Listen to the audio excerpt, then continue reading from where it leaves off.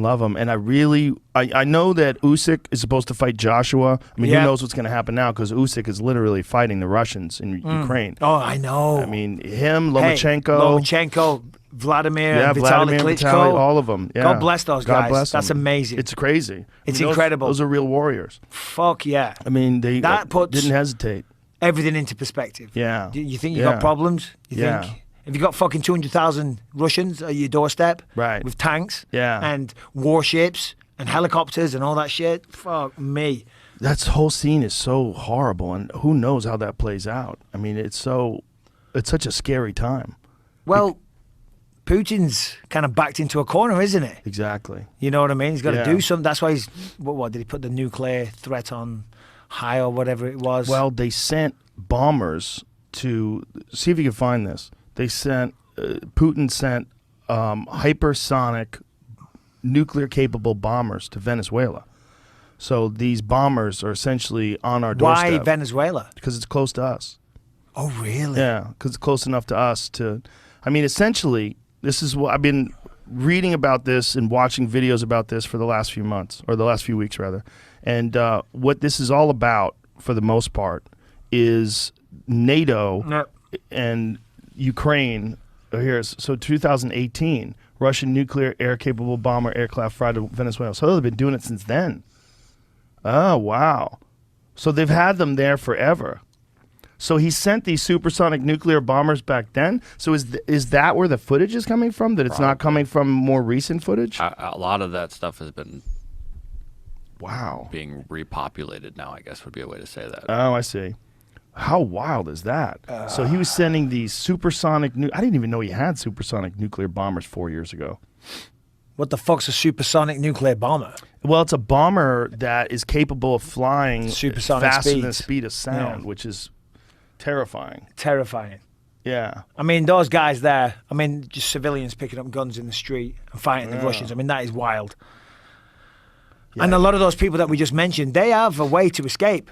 They can leave, but they're saying, no, fuck that. We're staying and fighting. And it's so inspirational. It's so scary. I mean, I heard, my wife told me yesterday, the orphanages, they're really suffering because the workers have just left. Oh, Jesus. So there's kids, orphans, alone in orphanages with no one taking care of them. Do you know what I mean? It's so messed up. In this day and age, it's just crazy. Oh, man. Yeah. And where does this go? I mean, what happens if China decides to invade Taiwan right while this is happening? And then we got World War III. Yeah, it's possible. You know, I mean, who knows? North Korea, China, and Russia. You know, it's a wild time. Wild time indeed, but it's a wild time. And you know, like we were talking about with Hamzat, people that come out of that kind of struggle and from Chechnya. Well, there's that meme, isn't there? Have you seen that meme that's going around? These kids, these Russians grew up wrestling bears, doing this, I don't know, a bunch of tough stuff. We have grown men doing fucking TikTok dances. We're going to set this. Hold on, let me find it. My mate sent it to me. I think there's enough savages in America that you know, kind of balances out. No, for sure, absolutely. But there's a lot of pussies Russia has soldiers who box trees and wrestle bears, and kids taught weapon handling in schools. We've got grown men dancing on TikTok and men who are scared of telling their girlfriends that they're out at the pub. I think we'll sit this one out. But it's fucking true.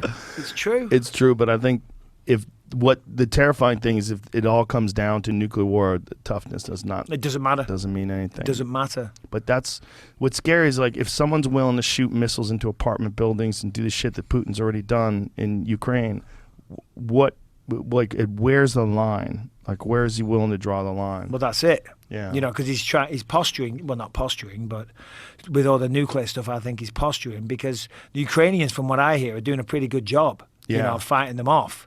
Yeah.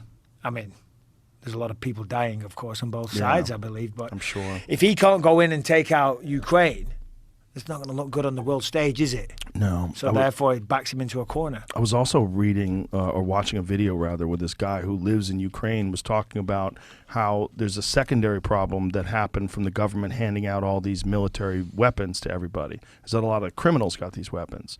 So now robberies are going up and all sorts of other crimes are going up. Like they haven't got enough problems at the exactly. moment without that as well. Yeah, Oh, it's God. it's horrific, man. The whole thing is chaos.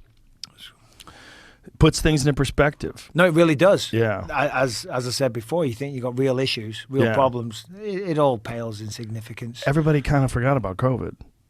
Yeah, I yeah. mean, No, you're right. Even the State of the Union address, the president, no one there was really? wearing a mask. No one wore a mask. They stopped wearing masks. a few weeks ago in England, everything's done. Yeah, Like, literally no restrictions whatsoever. Yeah, no. Whatsoever. Yeah. So that's good.